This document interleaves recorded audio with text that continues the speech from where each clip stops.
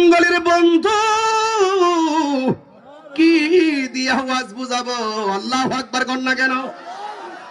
আরো মায়ার সুরে কন্যা আল্লাহু আকবার। এই মাসের নাম কি? এর আগামী মাসের নাম কি? আইরি রমজানে কানের মধ্যে একটা রিংটোন বাজতো। রমজান মাসে শেষ রজনীতে কানের মধ্যে একটা কলিং বিল বাজতো, রিংটোন। আরে ঘড়ির কাঁটায় রিংটোন দিলে টাইম মতো একটু আওয়াজ হয় আবার বন্ধ হয়। কিন্তু সেহরি টাইমে একটা রিংটোন একবার বাজে আবার আয়সাও বাজে। ওই রিংটোনের নাম হলো আমার মায়ের সুন্দর ডাক। জীবনে কত মা দুঃখিনী আপনাকে নিশ্চিত করছে, এখন আর আগের মতো ডাক নাই। রমজানের রোজার সেহরির টাইমে ডাকের গুরুত্ব নাই।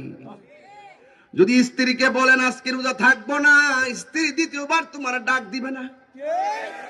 মা বলছে পুত্রী উঠ, রোজা না রাখলে আমার আল্লাহ মারবো, রোজা না রাখলে মানুষে মন্দ কইব, রোজা না রাখলে তোরে আল্লাহর সামনে আসামি হইয়া দাঁড়াইতিব।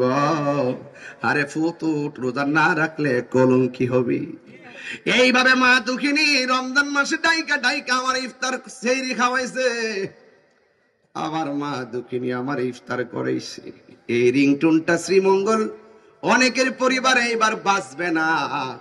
এই রমজান আসার আগে মা দুঃখিনী অনেকের কবরে চলে গেছে, আছে না নাই? ও শ্রীমঙ্গলের বন্ধু কি দিয়ে আওয়াজ বুঝাইতা? রমজান মাসটা সাধারণ মাস না। হাতের মধ্যে কোরআন নিলে বলতে পারতাম, কোরআন রে কোরআন, তুমি নাজিলের মাসটা কি?